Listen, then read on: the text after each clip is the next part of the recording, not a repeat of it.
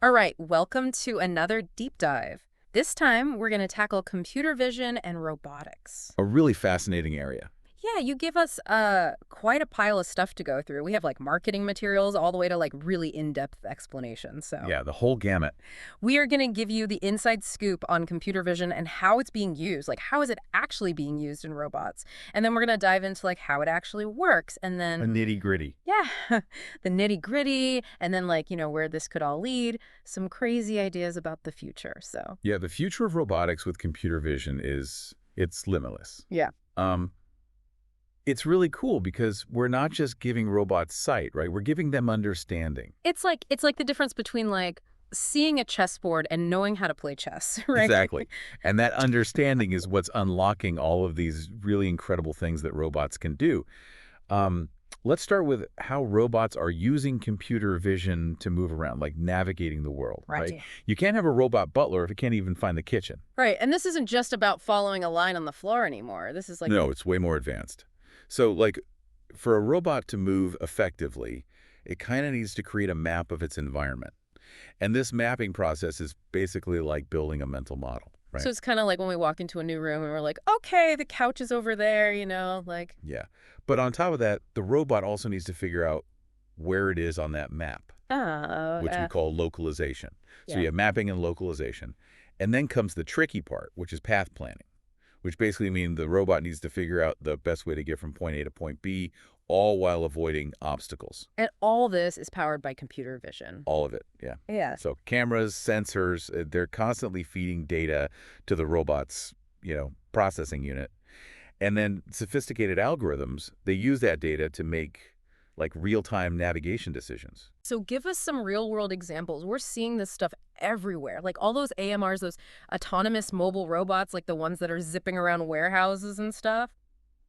That's computer vision, right? Yeah. I mean, that's got to be like a game changer for like logistics and supply chains, which I know you're interested in. Oh, absolutely. I mean, AMRs can navigate those really complex warehouse environments, avoid collisions, and optimize workflows. Mm. Like they're really transforming how goods are moved and managed. Mm. And then, of course, speaking of real-world applications, we can't forget self-driving cars. Yeah, the poster child. Pretty much, yeah. They're using cameras and all these algorithms to interpret road signs and traffic lights, pedestrian behavior, Yeah. all in real time. Yeah. It's crazy. It's almost like they're developing a sense of the road like we do as humans. In a way, yeah. And then you even have, like the Mars rover using computer vision Oh, to yeah. navigate a whole other planet. That is amazing. So we've got these robots moving around.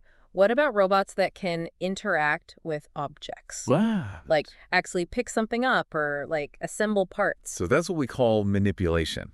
And this kind of takes computer vision to a whole new level. So like, let's say a robot wants to pick up an object, right? Right. First, it needs to know what that object is and where it is. Right. That's object detection and recognition. Kind of like us in the morning trying to find our coffee cup. Exactly. Yeah. That's the basic idea. Yeah. But it gets a little more complicated for robots. Yeah, I bet. They need to understand the object's exact position and orientation in 3D space. And that's what we call pose estimation. Right. Yeah. Because there's a big difference between, grabbing my coffee cup and a robot like on an assembly line. Huge difference. Carefully putting together some piece of electronics or something. Yeah, like precision is key there. Sure. So once the robot has that pose information, Mhm. it needs to figure out how to grab it. Like, what's Yeah. the best way? And that's what we call grasp planning. And then you have visual servoing, which is kind of like a robot's hand-eye coordination. Ah. It uses that feedback from the camera Yeah. to make these micro adjustments. So it can like really fine tune its grip and all that. Yeah. So it's like pinpoint accuracy. Wow.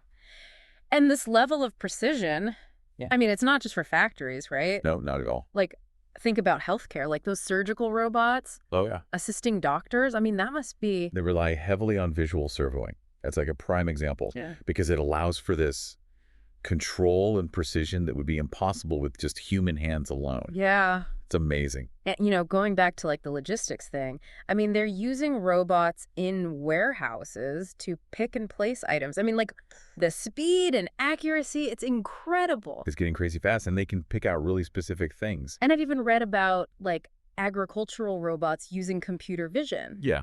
to like identify and pick ripe produce, which seems like, a really big deal for sustainability and all that. Oh, absolutely. Yeah. So these robots can analyze images, Mm-hmm. and they can determine the ripeness of fruits and vegetables, That's wild. then pick them without, damaging them. Delicate work. It's pretty amazing. Okay, so we've got robots moving around. We've got them manipulating objects.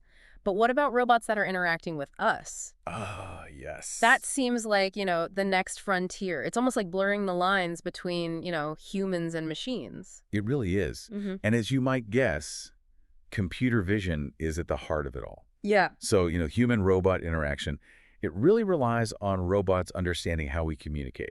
Right. Because we use gestures, Yeah. facial expressions, even our gaze to convey information. So could a robot actually, understand if I, put my hand up and said stop? They can. Yeah, absolutely. And facial expression recognition is getting incredibly advanced, too. Mm-hmm. So robots can be trained to recognize happiness, sadness, anger, and then, respond accordingly. It's really quite something.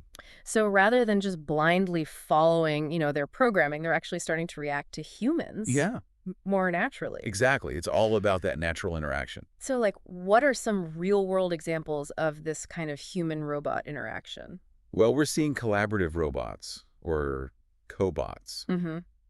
working alongside humans in factories. Yeah.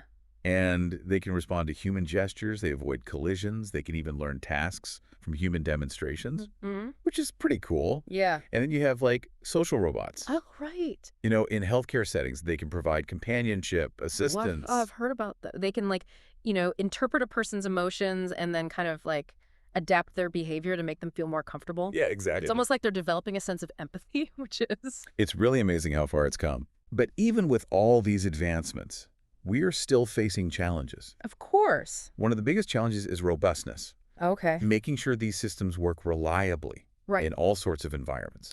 So, a delivery robot doesn't just stop working if it starts raining. That's a great example. Yeah. Or, changing light conditions. These things can really throw off computer vision systems. So robustness is a huge area of research. Makes sense. And then there's real-time performance. Sure. Robots need to be able to react quickly. Yeah, of course. Right. So processing that visual data, it can't be a slow, clunky process. It's got to be instantaneous. It has to be fast. We need faster algorithms. We need more powerful hardware. Right, because it's like the difference between me, catching a fly ball Right. and, a robot taking 5 minutes to calculate the trajectory. Exactly. And then we have data efficiency. Okay. Training these computer vision systems, it often requires a ton of data. Yeah. Which can be a real bottleneck. Even though we're creating more data now than ever before, it's still... It's still a challenge. Because the more complex these systems get, the more data they need. Right. But, even with these challenges, the future of computer vision in robotics is incredibly exciting. Yeah. I mean, we're seeing amazing things with deep learning, reinforcement learning, and even event-based vision. Okay, so we've talked about how computer vision is letting these robots navigate, manipulate objects, even interact with us. It's amazing what they can do. And you've kind of hinted at some pretty exciting advancements that are on the horizon. Oh, yeah. But before we dive into those, let's just take a step back for a second. Okay. And just think about the bigger picture here. Yeah. I mean, with all these incredible capabilities that we're talking about, how do you see computer vision shaping industries, shaping our daily lives? It's going to be a massive shift. What are the biggest opportunities that you see out there? Oh, man. And what about the potential risks? What are some things we need to be mindful of as this technology continues to evolve? Well, I think, the risks are just as important to consider as the opportunities. Yeah. Because it's a powerful technology. It is. And we need to be careful how we develop it and how we use it. I mean, it's fascinating to think about all the ripple effects this is going to have. Imagine the possibilities for, industries like logistics. Yeah. We were just talking about AMRs and warehouses could become even more automated. Oh, absolutely. Robots managing almost every aspect of the process. It's not just about moving boxes around, though. Right. As these robots become even more intelligent, Yeah. they could start, making decisions about inventory, Wow. optimizing routes in real time based on demand. Mm. even like anticipating potential problems before they arise. It's like having a super efficient logistics team that just never sleeps. That's a great way to put it. What about manufacturing? Oh, huge potential there. I mean, we already have robots on assembly lines, but Yeah. with more advanced computer vision, I mean, could they take on like even more intricate tasks? Oh, absolutely. I mean, imagine robots doing like really delicate assembly work. Yeah. That requires, almost human-like dexterity. Hmm. Or, conducting quality control inspections with this crazy level of detail Yeah. way beyond what a human could do. Right. Or even like producing customized goods Oh, wow. tailored to like individual customers' needs on a massive scale. It's like the ultimate like marriage between automation and personalization. Like Yeah. mass customization, but like on a level we've never seen before. Exactly. And it's not just about efficiency, though. Right. It can also make workplaces safer. Ah, yeah, that's huge. So robots could handle those dangerous or repetitive tasks that put human workers at risk. Yeah. So fewer injuries, better working conditions. It's a win-win. Definitely. And what about healthcare? I mean, we talked a bit about surgical robots, but computer vision, I feel like it's going to revolutionize healthcare. Oh, yeah. It's poised to completely transform it. Think about diagnostics. Computer vision algorithms can analyze, medical images like right. X-rays, MRIs, Yeah.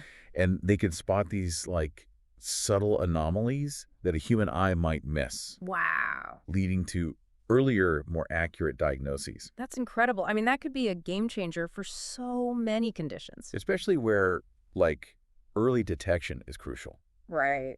Right. Yeah, it's life-saving stuff. Yeah. And it doesn't stop there either. Yeah. Computer vision could allow for continuous patient monitoring, Oh, which, frees up healthcare workers, right. allows for more personalized care plans that adapt in real time. So it's like constantly analyzing the data and then adjusting the treatment plan. Exactly. That's amazing. Yeah, it's really personalized medicine. And I've even read about, robotic systems that are using computer vision Yeah. to assist with incredibly precise drug delivery, Wow. targeting specific areas within the body. That's incredible. It's mind-blowing, right? Yeah. The possibilities are endless, it feels like. It really does. Okay, but let's talk about the, we can't just focus on the good stuff. Yeah. What about, the potential downsides? Yeah. Like with all this automation, Yeah. what about the impact on jobs? Ah, yes. The big question. I mean, if robots can do more and more, what happens to human workers? It's a question we have to address. Yeah. It's not about robots taking over. Right. It's about figuring out, like, this collaboration. Right. How humans and robots can work together. So it's more about like augmenting their skills, creating new opportunities where they're working together. Side by side.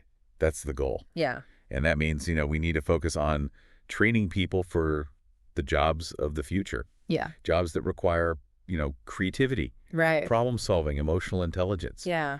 Those are the areas where humans still excel. Yeah. So it's more about adapting to how, work is changing. Yeah. And finding ways to use this tech. Right. Without, leaving people behind. Absolutely. And what about like those social robots that we discussed? Yeah. The ones that are designed to, really interact on that. personal level. Yeah, yeah. Like how do you see them fitting into like our daily lives? That's where things get really interesting, right? Yeah. I mean, imagine a world where robots can not only assist us with, physical tasks, Right. but they offer companionship, emotional support. Wow. They even help us, learn and grow. It's almost like having like a personal assistant, Yeah. a companion, and a teacher, like all in one. All rolled into one. It's Yeah. amazing. Yeah. I've read about like robots being used in like elder care facilities Yeah. to provide companionship and assistance, and it seems like a really great application. It is. Think about the benefits for someone, who might be feeling isolated or, struggling with daily tasks. Yeah. These robots can really help them, maintain their independence, stay connected, and even manage their health. That's huge. It is. And it's not just elder care. Right. It's, people with disabilities, Yeah. children who need extra educational support. Right. I mean, there are so many potential applications. Yeah. And as these robots become more sophisticated, able to understand and respond to human emotions, Yeah. I mean, the potential for real connection is there. It is, but it's not all, sunshine and roses, is it? Right. Like, there are concerns about the ethical implications, Oh, for sure. about robots providing emotional support, Yeah. especially for vulnerable populations. We have to be really thoughtful about how we use this technology. Yeah. We have to make sure it benefits individuals, Yeah. benefits society as a whole. Right. We need to have these open conversations about the ethical implications Right. Yeah. and establish guidelines Yeah. to protect people, Yeah. their well-being, their autonomy. Right. And as these robots become more integrated into our lives, Right. they're collecting more data about us, Yeah. our behaviors, our preferences. What about privacy? That's a huge concern. Like, how do we ensure that that information's protected? We need really robust data privacy and security measures in place. Right. We need to be transparent Yeah. so that people know what data is being collected, how it's being used. Right, right. So it's really about finding this balance Yep, check. between harnessing this amazing potential, Right. but also safeguarding our values. Absolutely. Yeah. And it's a tough challenge, Yeah. but it's one we have to face head on Yeah. because, I mean, the future of this stuff is full of promise, Yeah, but it's up to us to make sure it's a future that we want. it is. So we've talked about how computer vision could impact, logistics, manufacturing, healthcare. Yeah. Human interaction. It's going to touch everything. I mean, it really feels like it is. But I want to bring it back to you, our listener. Yeah. How do you see this impacting your industry, For life. your daily life, your future? What excites you the most? What concerns you? What are you thinking about?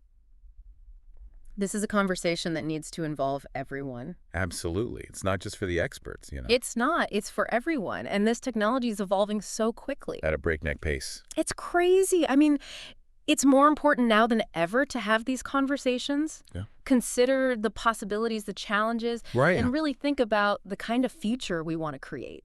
So before we wrap up, I want to share some truly mind-blowing advancements Oh. that are happening right now in this field. Advancements that are like pushing the boundaries Okay. of what we thought was possible Yeah. and kind of giving us a glimpse of this incredible future. All right. I'm all ears. Let's dive into the cutting edge. Okay, so what are some of those like jaw-dropping advancements that you mentioned? Well, one area that I'm personally super excited about is the whole convergence of deep learning and reinforcement learning. We touched on those a bit earlier, but Yeah. for anyone who just tuned in, Right. could you break down why that combination is such a big deal? Of course. So deep learning is basically using these artificial neural networks to find patterns Uh-huh. in massive data sets, right? Yeah. It's how we're getting computers to actually, interpret images and videos in a way that was, sci-fi not long ago. So it's like showing a computer a million pictures of a cat, Yeah, and it learns, okay, that's what a cat looks like. that's the gist, yeah. Yeah.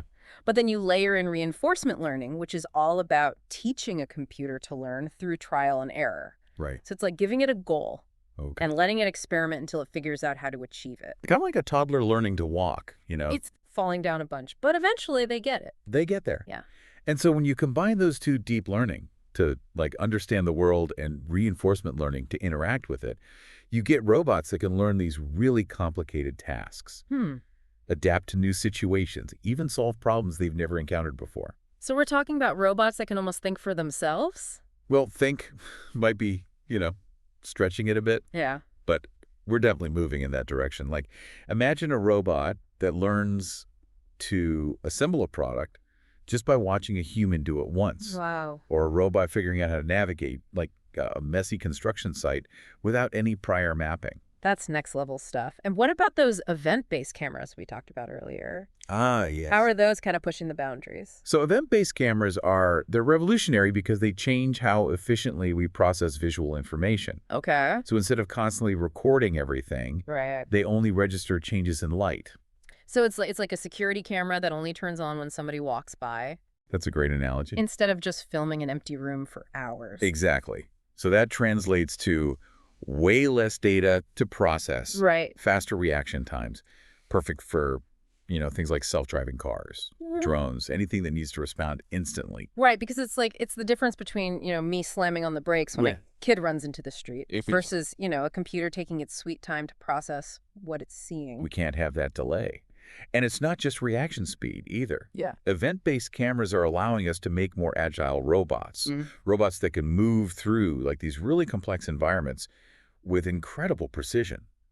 So like looking ahead then, what is the next frontier in computer vision and robotics? Like where does all of this lead? One area that I'm really fascinated by is embodied AI. Okay, I gotta admit, I'm not familiar with that term. What is that? So embodied AI is this idea of taking AI out of the purely digital realm, right? Okay. And putting it into physical bodies. So robots that don't just process information, Right. but actually like experience the world through senses similar to us. So robots that can see, hear, maybe even touch and smell. Yeah. Robots that are like learning by interacting with the world, Yes. not just by crunching data. That's the whole idea. Yeah. Think about the level of understanding that could come from a robot that can like actually feel the difference between textures Yeah. or experience the world in 3 dimensions, like truly. We're talking about creating like artificial beings at that point. It's starting to feel that way, isn't It it? does. I mean, what are the implications of that? Right. It's both exciting It's exciting. and a little bit unnerving. Yeah, there's a lot to unpack there. There is. Because, I mean, as this technology advances, that line between human and machine is going to get blurrier and blurrier. It is. And I think we're going to have to, like, really rethink what it means to be human. Yeah. And what our relationship is with these increasingly intelligent machines. Well, I think we've given our listeners a lot to think about today. I hope so. We've gone from the basics, like how computer vision works, Yeah. to the truly mind-blowing possibilities of the future. It's been a fascinating conversation. It has been. And I hope our listeners, inspired to keep learning more about this incredible field. Keep exploring, keep asking questions. You're gonna ask, maybe they'll be the ones making the next big breakthrough. Maybe. Thanks for joining us on this deep dive, everyone, and keep exploring.